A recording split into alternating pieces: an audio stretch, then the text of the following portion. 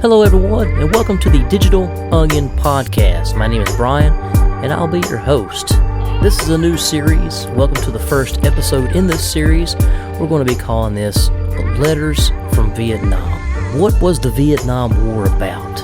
1954 to 1975. The Vietnam War, a protracted conflict that pitted the communist government of North Vietnam and its allies in South Vietnam, known as the Viet Cong, against the government of South Vietnam and its principal ally, the United States. At the heart of the conflict was the desire of North Vietnam, which had defeated the French colonial administration of Vietnam in 1954, to unify the entire country under a single communist regime modeled after those of the Soviet Union and China. The South Vietnamese government, on the other hand, fought to preserve a Vietnam more closely aligned with the West U.S. military advisors.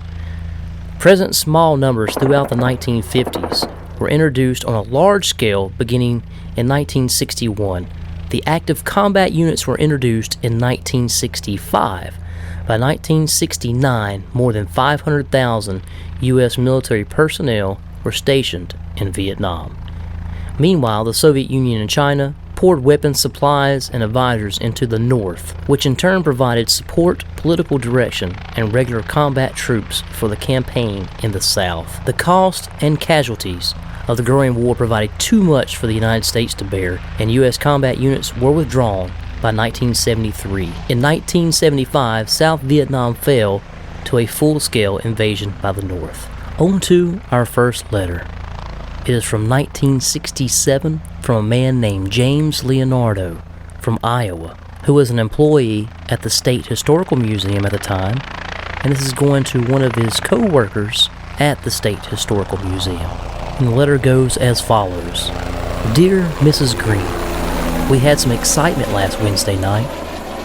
We were sitting around reading and writing at 8:30 when the company area shook with an explosion. Someone yelled, "Incoming mortars!"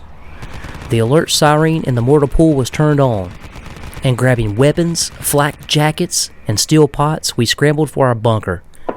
After 5 minutes, we noticed that we seemed to be the only company on alert. In 10 minutes, the word came down that it was a false alarm. Two guys in the 179th Aviation Company hooch, 150 yards from our hooch, were taking apart a M179 grenade round to convert into a salt shaker when it exploded. One guy lost a hand and part of his leg. The other caught a piece in his side. Such a waste and tragedy. They won't even get a Purple Heart. We have an unusual new vehicle in our company. It is one of 6 new V100 Commando armored cars recently delivered to Vietnam. The all-around 7-ton weight armor makes the crew immune to small arms fire, hand grenades, and many other explosive devices. The hull is designed with no vertical surface to deflect large projectiles. It doesn't have to stick to solid ground either. When the crew buttons up the hatches, the car can navigate calm bodies of water. It can go 60 miles per hour under ideal conditions. And even if all 4 tires should lose pressure, the thing will still top 40 miles per hour on a good road. We are very happy to have the car to escort the important convoys through unsecured areas. Do you remember my mention of a fellow named Fierro being accidentally shot in the leg? Well, that poor guy is the unluckiest person I've ever met. He finally got on his feet and back on duty after 6 weeks, and what happens? He gets thrown through a windshield in a Jeep wreck. He now has a broken leg, taped wrists and stitches all over his chin, and won't be able to take the case off until November. I think they might have meant cast. The common consensus is, give the poor guy a hardship discharge before he kills himself.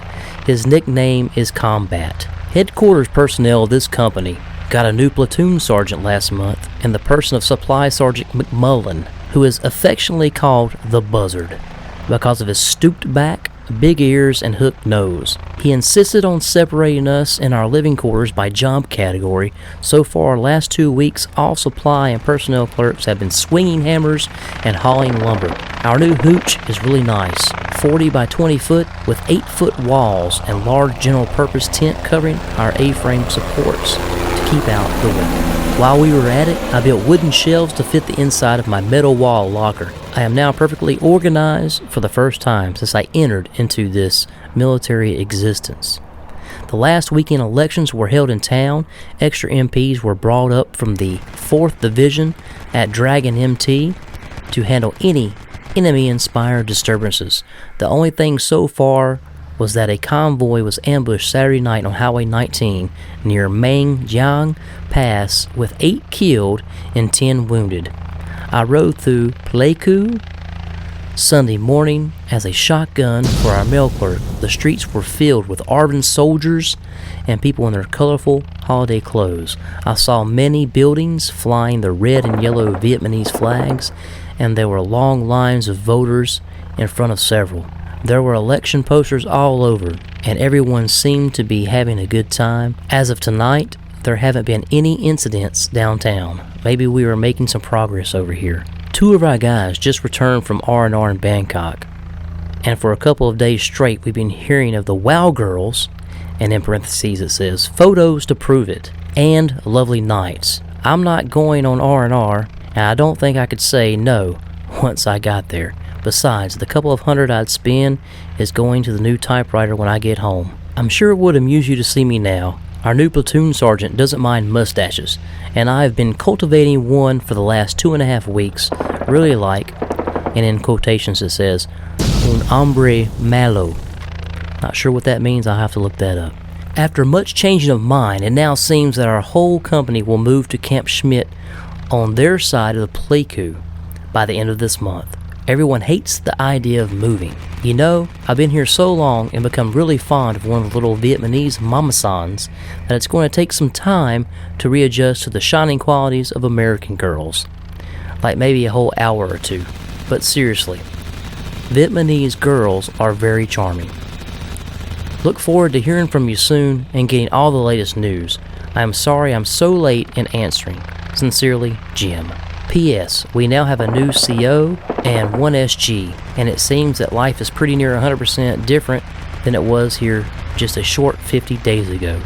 Speaking of days, I now have only 169 to go.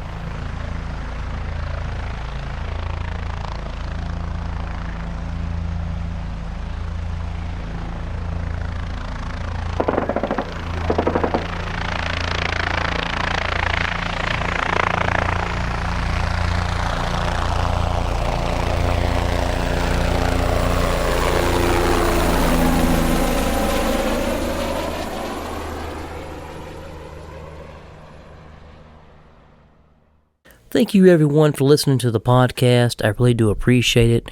If you'd like to contact me, please do so by emailing me at dopodcast@yahoo.com. That's the letter D, the letter O, podcast@yahoo.com. If you have any experiences, stories, or letters from Vietnam you would like to share to this podcast, please do so by emailing me at dopodcast@yahoo.com.